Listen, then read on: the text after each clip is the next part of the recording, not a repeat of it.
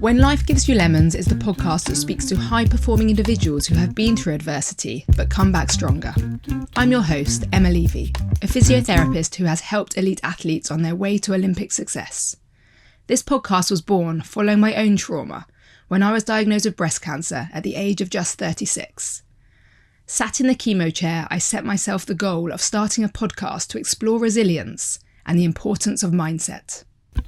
Today I'm welcoming Steph Peltier to the podcast. Steph, known as the Happiness Activator, has made it her mission to make the world a happier place.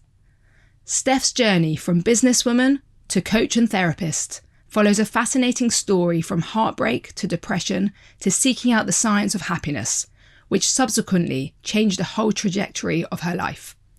Steph, thanks for coming to chat to us today.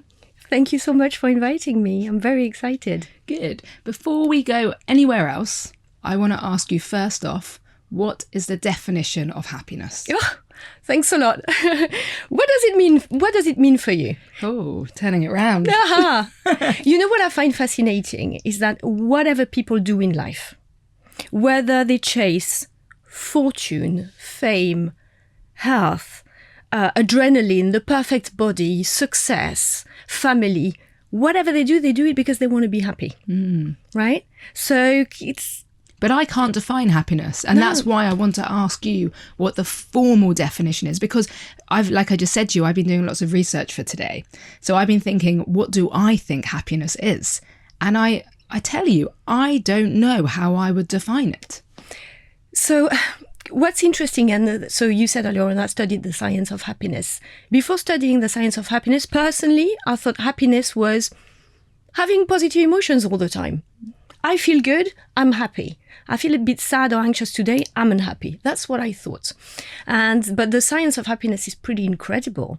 And they've come up with a very specific definition that when you hear it the first time, it can sound a little bit, is it that tangible?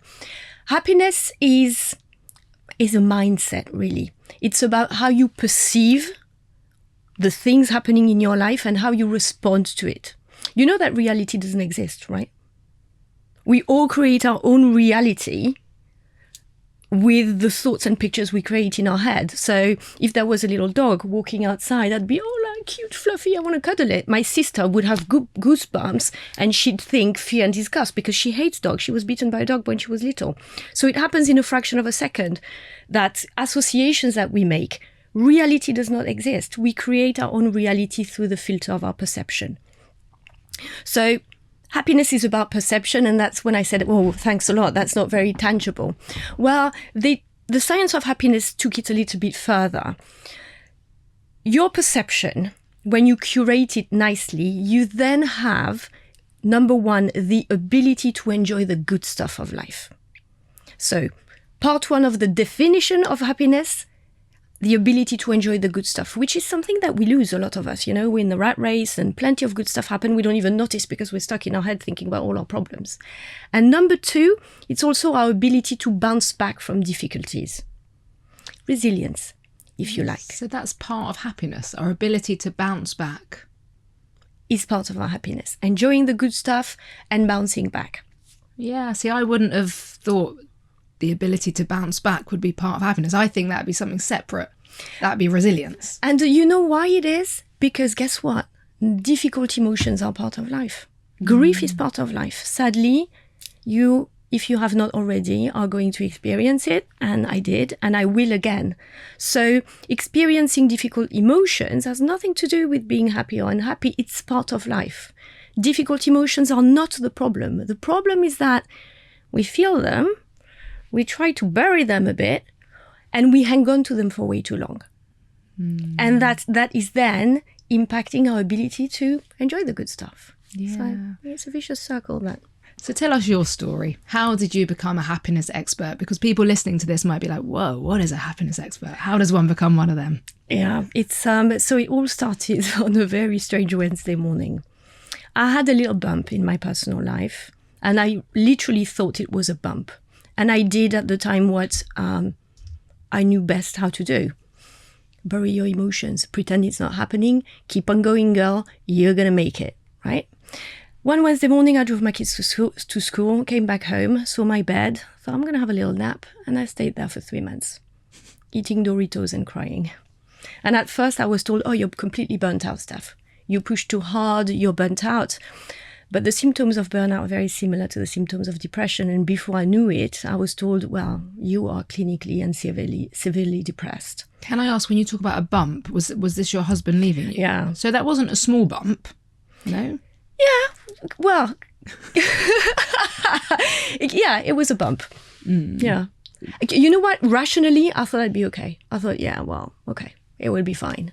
But my body and my brain didn't take it this way at all. No, so I kept kept you suppressed those emotions very quickly, very early on by calling it a small bump. And, you know, as mums and dads as well, what we want to do is protect our kids. So, you know, putting the mask on and pretending everything is okay works for 24 hours.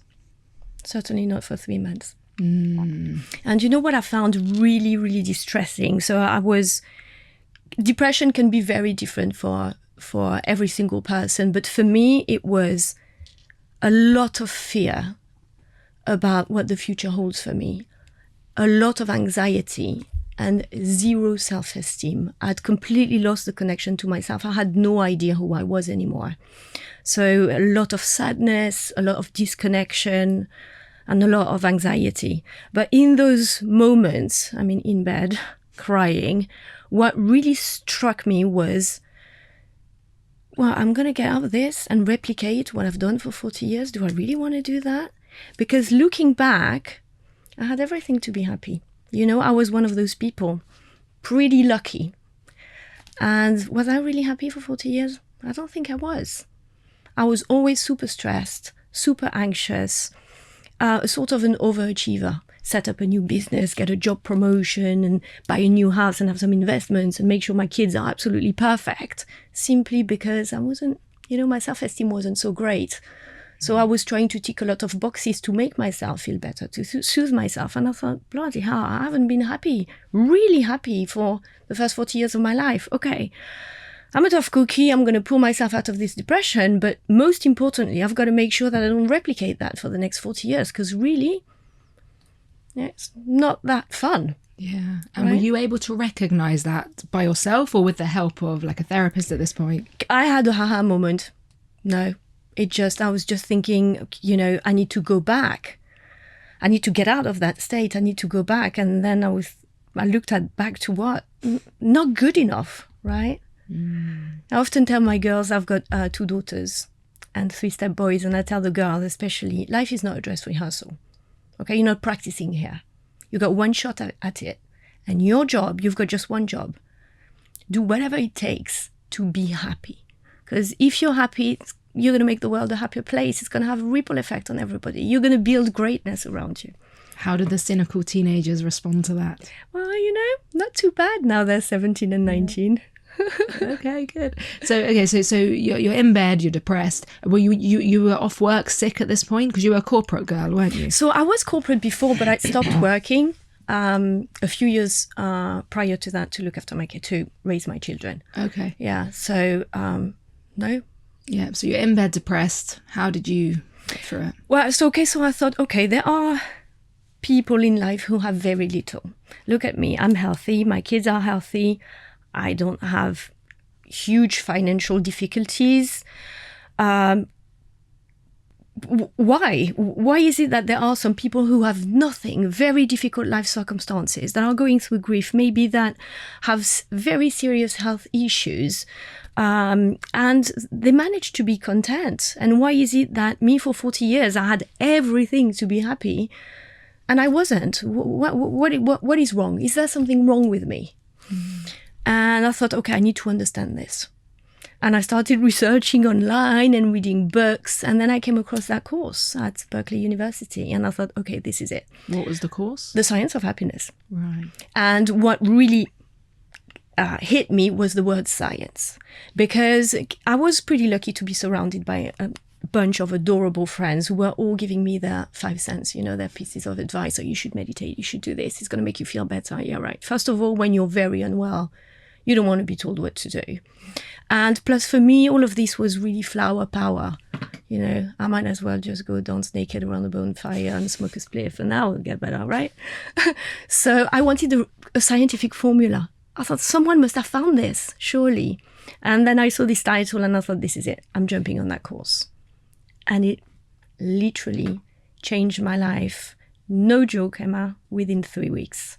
Really? Within 3 weeks of learning the mind-brain-body connection, what happens chemically in your body when you have an argument with someone or a disagreement with someone, for example, how these chemicals change your perception, how they create, they activate a part of the brain that overthinks. When you understand the mechanisms, it removes a lot of the shame and guilt. And the first thing for me was, okay, this is not my fault. Mm-hmm. It's the 3 pounds of tofu in the coconut. That brain is really not helping me. Okay. And once that weight was taken off my shoulder, I learned a set of very easy and practical techniques, little things you do every day that, of course, I applied because I wanted to get better. And within 3 weeks, I felt already a difference. I noticed that my perception was getting better. I noticed that I started laughing out loud again. I didn't notice that I stopped doing it, but I noticed that I was starting to find joy in little moments. So what are those techniques? I'm sure people listening are thinking, go on then, tell me what to do. So we have a massive misconception with happiness. We tend to think it lies in the circumstances of our life, right? And a lot of people use that phrase, and maybe you've used it in the past, Emma. I'll be happy when. Mm-hmm. I'll be happy when I find a partner. I'll be happy when I lose 10 pounds. I'll be happy when I buy a house. And I'm sure that if you've fallen into this trap, you've noticed that you reach the goalpost. Wow, it feels freaking amazing. And then another goalpost appears. And in the meantime, you're striving really hard to get to the goalposts, and you're not necessarily enjoying the journey that much. Happiness is not a destination. And actually, in the science of happiness, they say that only 10% of your life circumstances contribute to your happiness potential, right? The amount of money you have, whether you own your house or not, whether you're married or not, whether you have children or not, only contributes to 10% of your happiness, right? But most of us, we tend to focus on this. Yeah, well, it's social conditioning, isn't it? We're brought up being told, get good exam results, go to university, get a degree, get a good job, get married, get kids, and you'll be happy. Yeah. Wrong. Oh, that only contributes to 10% of your happiness, right? Happiness, in fact, is like a leaky tire. It's very similar to health in some regards. You want a healthy body, since you're a physio. You take care of your body every day, not for 5 hours once every 2 months, right? You brush your teeth every day, you eat some good nutrients, you exercise all your muscles every day. Right?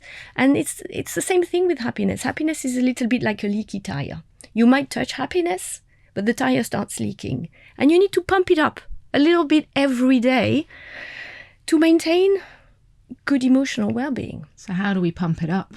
So there are 3 stages to build happiness. The prerequisite for a happy life. And you can do stage 2 and 3, but if you don't have that third stage, you're screwed. The prerequisite is human connection. You need to connect with other humans. And you need to experience a lot of positive emotions. In order to experience them, you need to notice the things that will make you feel good. Can you experience positive emotions if, I don't want to use the word happy, but if you're not happy? If you're starting off and saying the first thing is you've got to experience positive emotions, how do you do that? Okay, so when I practice with clients, I start a little bit with step number 2. Okay. Right? And then we move to step number 1, go back to step number 2 and step number 3. So human connections is, for me, the biggest thing. And especially if you think about the way we live our lives post-COVID, we're all hyper-isolated. Most people work from home, and I get it, it's very convenient. But we're not in contact with half as many humans we were 3 years ago. Yeah. And when the brain is not acknowledging that you are seeing in person lots of humans, not on a screen, it doesn't work like that. It takes it as a threat, and it puts your body into low-level fight or flight. So, which is the stress response. So you might not feel it, but sustained low level fight or flight completely breaks down your health. Human connections. And I was checking your Instagram, as you do, and I noticed that one of your videos during the marathon, the thing that you mentioned was not, I'm so proud of myself for doing it and, my body's supporting me. It's, what did you mention? You mentioned human connections. Yeah. Well, that's what gets you through the marathon, is the crowd. It's the people. It's knowing that you're not alone. It's connecting. It's being seen, feeling that you're being heard, sensing that you're being valued by other humans. So one little tip that I like giving people, if you feel in the dumps, speak to a stranger every day. It's free, it's super easy. Get out of your house and engage in conversation with anybody every day. That's so hard in London. No. Has anyone ever spoken to you on the tube? No one speaks on the tube. Everyone looks down at their feet. No, I don't, to be honest, I don't do it on the tube. They probably think, who's that old French woman trying to chat me up? No, but at the bus stop, engaging. I mean, in the UK, come on, I'm French, right? But you guys love talking about the weather. The weather. At the barista, you buy your coffee. Give a compliment to the lady. So today, coffee shop around the corner, she had like big fancy nails. Not the ones I would do for myself, but I thought, wow, brave of you. Great. I gave her a compliment. Big smile. And that's it. And we just chatted for 30 seconds.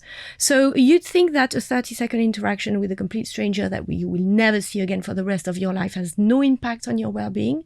But the accumulation of these, every day, one of them is a little pump into the leaky tire. I can see that, actually, because every time I have one of those random conversations when I'm out and about, it kind of somehow lifts you, even when it's totally meaningless. It lifts you. It works. And also there's no expectations whatsoever. There's never any ulterior motive. So when you engage with a stranger and they give you a compliment, they're not expecting anything from you. It feels really good. Yeah. And what also you find out is that generally people are good humans. It's quite nice to regain faith in humanity after watching the news every morning. Yeah, definitely. So human connections is really speak to a stranger. Okay. That's my big tip. Everyone can do that. Everyone can do that. Okay, that's step 1. Yeah. Positive emotions. Yes. You need plenty of those. Do you know how many positive emotions you need to counteract a negative one? How many? Guess. 10. Okay, I've got some good news for you. It's only 3. 3. But can you imagine? You wake up in the morning. Many people, I think, will scroll through the phone. Bad news, email from my boss, whatever it is. 10 negative emotions before you've even gotten out of bed. It's very fleeting, but the brain registers everything. Huh? So it releases chemicals each time there is an emotion, good ones or bad ones, even very tiny emotions. So you haven't even gone out of bed, you've got 10. You need 30 positive emotions to counteract that. So this 3-to-1 ratio comes from an amazing researcher called Barbara Fredrickson. So we need more. So positive emotions, what makes you feel good? What is it? Do more of it. What if someone says to you, well, nothing makes me feel good? Okay, and I hear that a lot with my clients when I tell them, okay, what nourishes you? What do you enjoy? What makes you happy? And they tell me, I don't know anymore. Okay, so the trick is to retrain your brain to acknowledge these little moments. And at first to do it a little bit artificially, to be honest. You've heard about gratitude practice?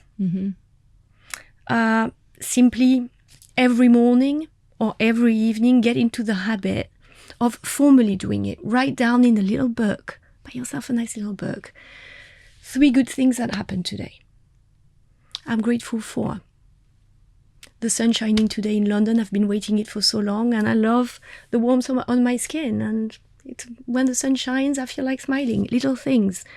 I'm grateful for I'm giving you real examples that the first time I practiced gratitude, the only examples I could find was the sun shining, my avocado toast, and the third one I can't even remember. But I'm grateful for my avocado toast. They come from the other side of the world and it tasted really good. So just training your brain to start looking at potentially good stuff. So it doesn't mean you're going to elevate your emotion right now, but with a bit of practice, when you repeat, you start connecting with the emotion. But most importantly, do you know what the purpose of your brain is, by the way? No. It's survival.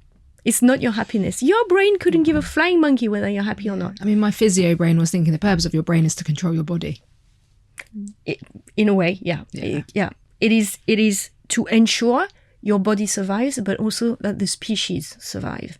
And the brain has learned over millions of years, because it's been evolving, right? Now we have these big foreheads, that in order to do that, it better show you all the problems to warn you and kick in the stress response.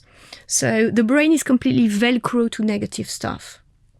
Its job is to identify threats, problems, and dangers. So you might be walking down the street. 2 lovely events are happening just there. And then there's a dog pooing on the street. Irrelevant, right? The brain's going to notice the poo. Isn't that insane? You're not going to notice the really lovely teenager helping an elderly person, or the lovers cuddling, or the little kids laughing. No. The brain's going to notice the negative. So we want to train our brain to start acknowledging the good stuff. And gratitude is a great way to do that. Yeah. Another great way to do that, and I like doing that in the evening. I don't write it down. I do it as I close my eyes, just as I'm about to fall asleep. What went well today? Because if you don't acknowledge it, the brain is automatically going to acknowledge what didn't go well. Mm-hmm.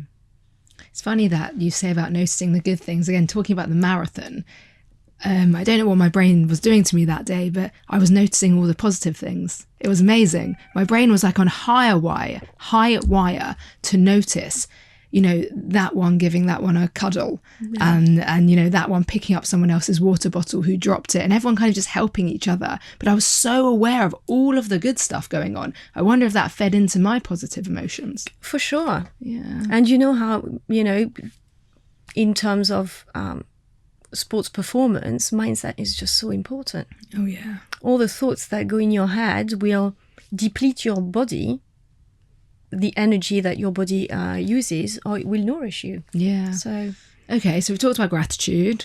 So we're starting to feel some positive emotions. Also, what is it that you enjoy doing? Find these things. Yeah. Try new stuff. And do more of it. So I really like doing this exercise once a year with my kids, and ask them, what were your 10 best moments this year? For sure you're going to find some. So they have to think, because they remember all the problems. GCSE was horrible, and but we find them, and I tell them, okay, you love that? Do it again next year, but do more of it. Because the thing is, we're all in the rat race. Mm-hmm. If we don't put things in the diary, if we don't have a to-do list for the things that make us feel good, we just don't do them. Yeah. I always talk about, for me, exercise is a big deal. And when people say to me, well, I don't have time to exercise, I say, you have to actually prioritize it. So I will put my weekly exercise basically in my diary, because if it's not in the diary, it's not going to happen. Exactly. And it's the same thing for everything that makes you feel good. Mm. Going out for dinner with friends. When was the last time you did that? Sometimes I speak to clients, they tell me, oh yeah, last month I saw a friend, and I'm like, oh, human connection, positive emotions. You're going out this week and you're hanging out with some mates, right? Whatever it is, do more of what makes you feel good. Yeah. So these are the prerequisite. And that sounds so simple, but it's not. You need the willingness to try. And you know what bothers me a bit is that for me, I had to be in a complete state of despair to take action to do these things. And before, I was just in low level unhappiness, and I wasn't content with it, but I didn't do anything. I thought, oh, well, who do you think you are to feel happier than me? And you've got everything, to be happy. So for those who are listening who think, actually, yeah, I'm okay, well, okay is not good enough, right? You can feel much better. What about those people that are listening that, are in that rat race you talked about and are thinking, well, I don't have the time. I've got to be at work. My hours at work don't finish till 10 o'clock at night. I get home at 10 o'clock. I'm tired. Don't have time for gratitude. Don't have time for the things that make me happy because I'm making a living for my family. And that's my job here. I get it. Time is a construct. You can bend time. And look, you bend time, you put it in your diary. I burn time all the time. What I like to do is find shortcuts. You don't have time to do gratitude in the journal? Do you shower every day?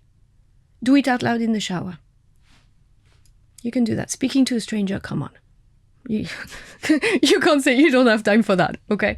But the idea is to find little shortcuts for all these activities so that you can use dead time. You take the tube, do it in the tube. Yeah. Do you find people do make excuses like that though? And I make them myself sometimes. I had a bike accident 3 years ago. By that time, I wasn't exercising that much, to be very honest with you, because I didn't have time.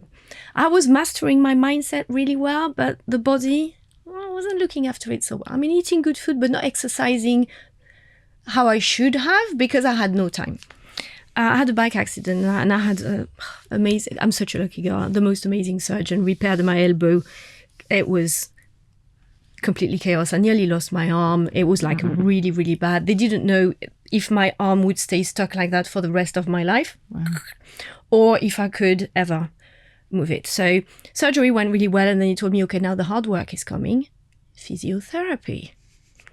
You're going to have to do it every day on the hour by yourself. 4 times a week, you're coming to hospital. A physio will help you.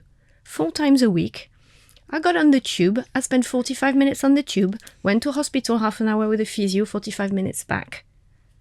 That's nearly 3 hours, well, 2.5 hours, 4 times a week. Wow. I kept on running my business. I kept on looking after my kids and life went on.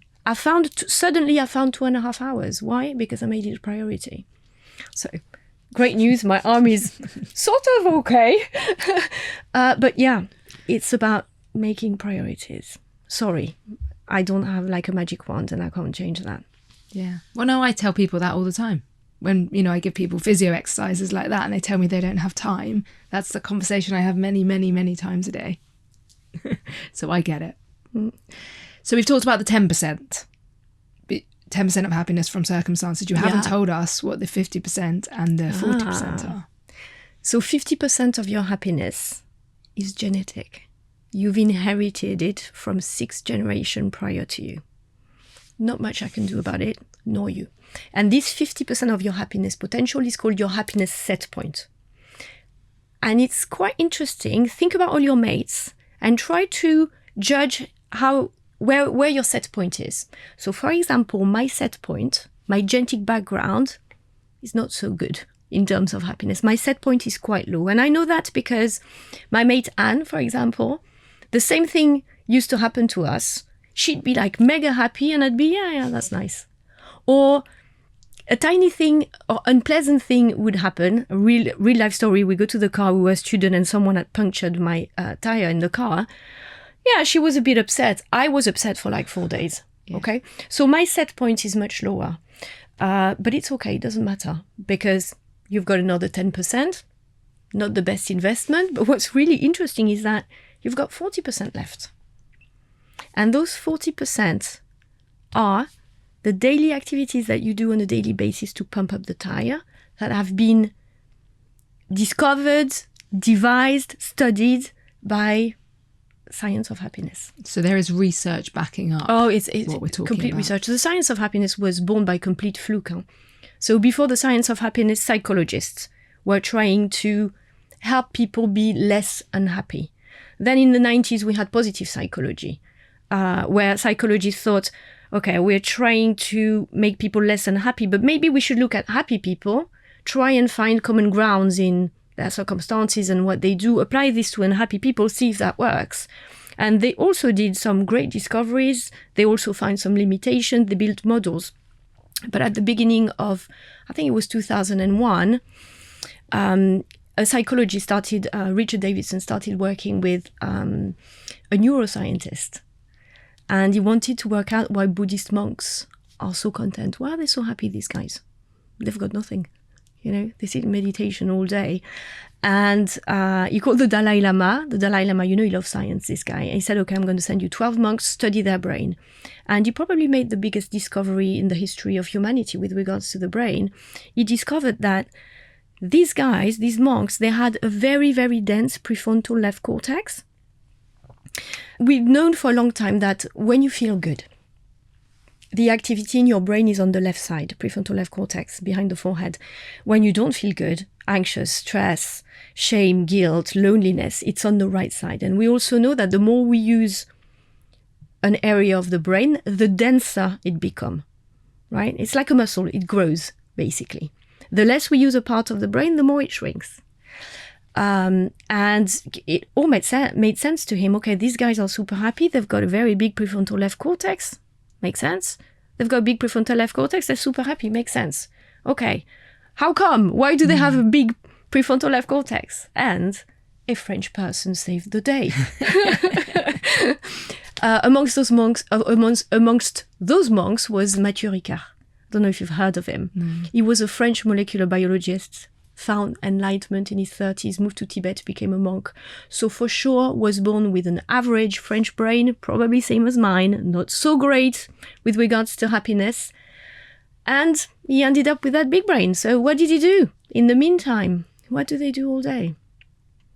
They meditate. There you go. And so Davidson called a mate of his, John Kabat-Zinn, who's the founder of mindfulness, who's also a molecular biologist, science people, right?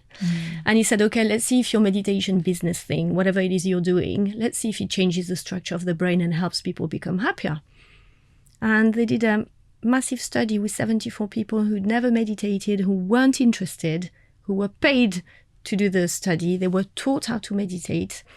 Before the experiment, their brain was measured, the density of their prefrontal left cortex, and they took bodily measures like the level of cortisol in their body, maybe stuff like, cells that make your immune system super strong. And they also asked them subjectively, how are you feeling on a scale of 1 to 10? How happy, how stressed, how confident? They put them through an 8-week meditation program where they meditated a little bit. And at the end of the program, they told them, how are you feeling? And 100% of the participants said, this is really weird. I feel calmer, more peaceful. I feel more joy in my life. I feel more content. And then they took bodily measures.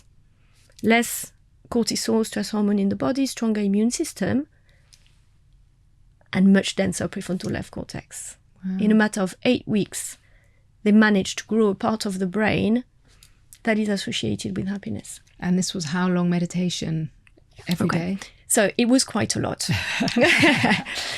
It was between 20 and 45 minutes. But see, that was the beginning. Daily? Yeah, wait. Yeah. For those who don't have time, don't stop the podcast immediately.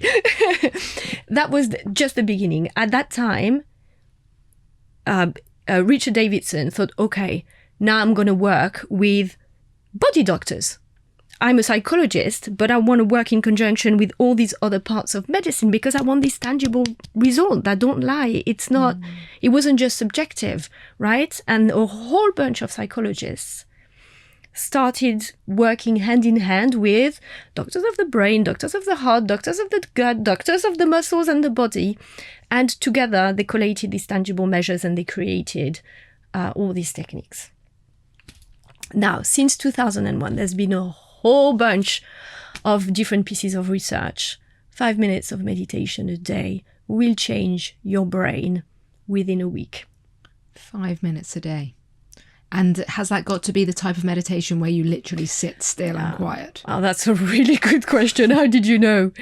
Yeah, it is.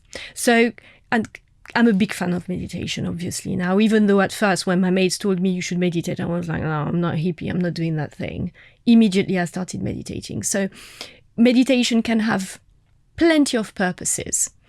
When you sit on your own, in stillness, not guided by anybody, usually observing your breath, it's probably the most powerful type of meditation if you want to elevate your happiness, because it grows the prefrontal left cortex.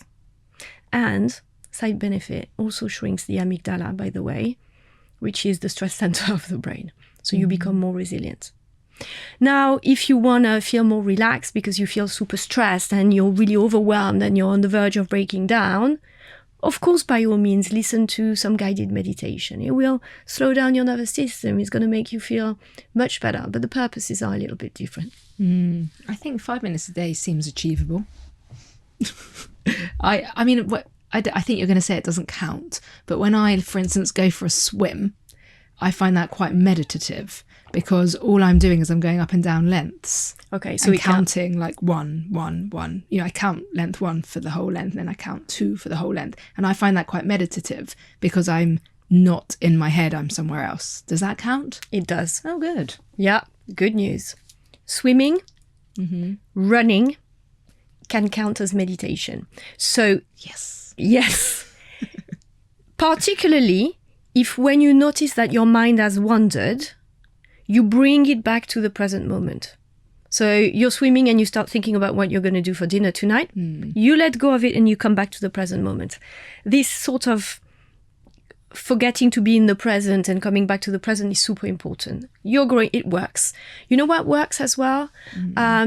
If you, musicians, for example, or if you love cooking and gardening, you find it therapeutic. Why do we call it therapeutic, right? It's all those activities when you find yourself in flow, you completely lose track of time. You actually don't really think that much about anything that is not right now in the present moment. That also can count as active meditation. Yeah. Well, that's like mindfulness, isn't it? Any mindfulness technique. Yeah. Where you're in the present. Okay, good. So that's quite a good tangible technique. Does that come into step 2 and 3 then? Step 2 and 3 is the icing on the cake. Okay, but step 3 is the icing on the cake, sorry. Step 2 is about changing the structure of your brain. So what we want to do is that we want to grow this prefrontal left cortex, and we can do that by meditating. We also want to reduce the density of the amygdala. So the amygdala is the stress center of your brain.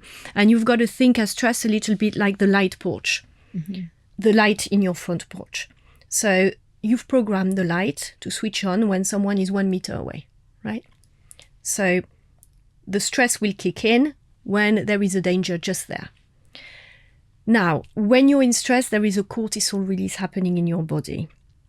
If you don't deal with this cortisol, or if there are many stresses in a day and your body is flooded with cortisol, and cortisol can stay in your body for up to 13 hours, by the way, which is really scary, right? So drop your coffee cup on your shirt, irrelevant in the grand scheme of life. You might have a cortisol release and still feel it at 9 p.m. Yeah. Well, my stressful journey on the way here, because the tube delays, you know, so you're telling me I'm still going to feel stressed in 13 hours. Unless you break down the cycle. So remind me to talk about breaking down the cycle, right? Okay. So when there is cortisol in your body, cortisol changes the setting on the light on the porch. It makes it more sensitive. So the light now is going to switch on when someone is 3 meters away. More cortisol, the light's going to switch on when someone is on the other side of the street. Before you know it, the light is on all the time. You're stressed all the time and you don't even know why. And I see that a lot when I work with people with high anxiety. They're on alert all the time and there's no reason for that. It's just because their bodies, it's sustained stress over time. So when you experience a stressful event, even if you rationalize and you tell yourself, in the grand scheme of life, it's not that important, right? So bad traffic or bad transport in the morning, the light switch is the light is gonna switch on more than necessary, and for things that it's not necessary. I'm sure you've noticed, Emma, if you're stressed because of work and the tiny weeny things happen at home with the kids. Yeah, of course. Right, you react, right? It pushes your button. While if you're completely calm and you might laugh it off. Yeah. So stress feeds itself. The more stressed you are, the more stress you're going to get.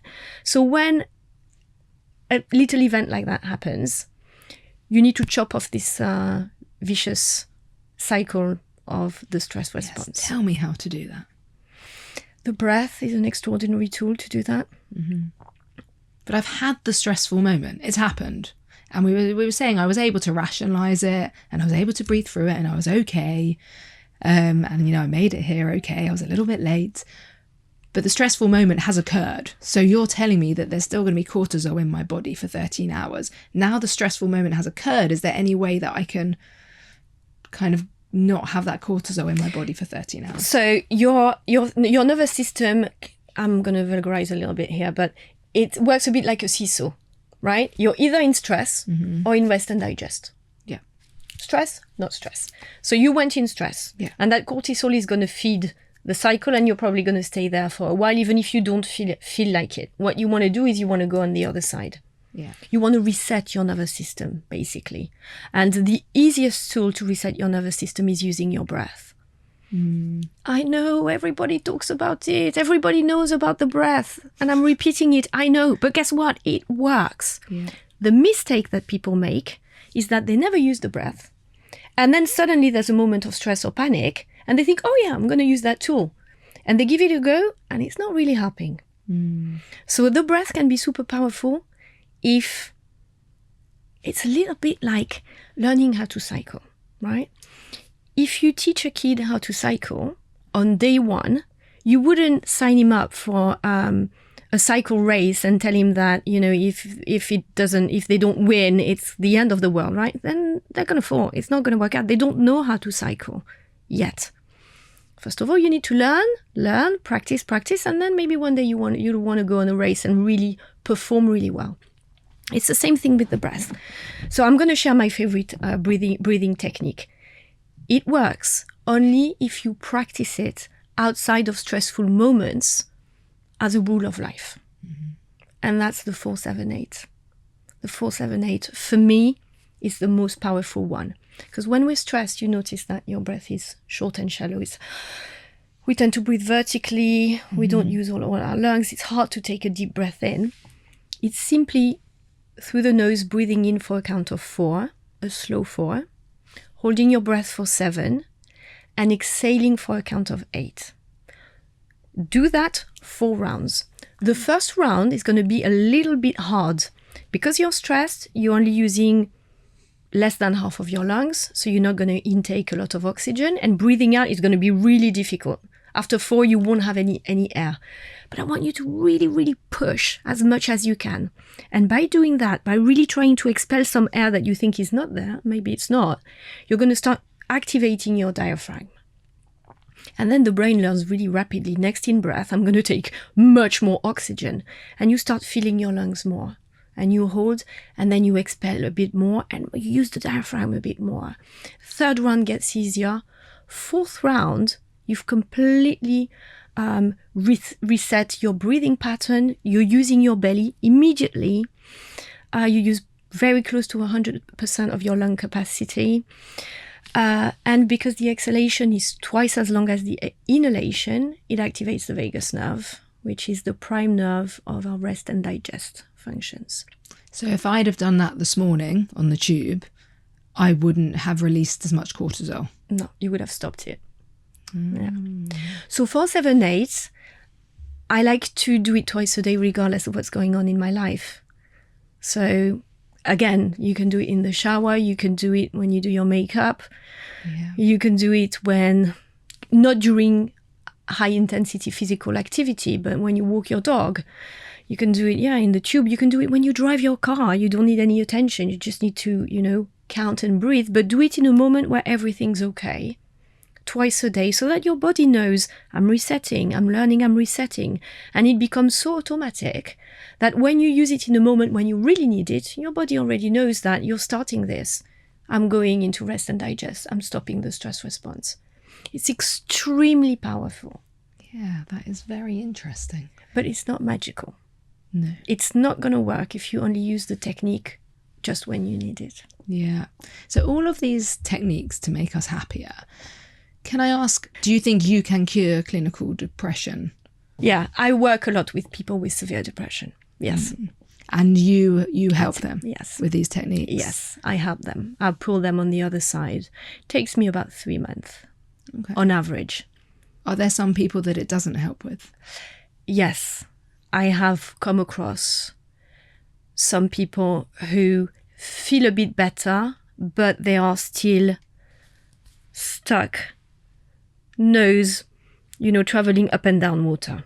And that is the main reason why 5 years ago now, I started working with the subconscious mind as well.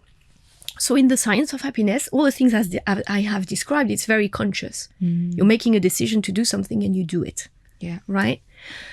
But the subconscious mind, gosh, yeah, it's 95% of your brain.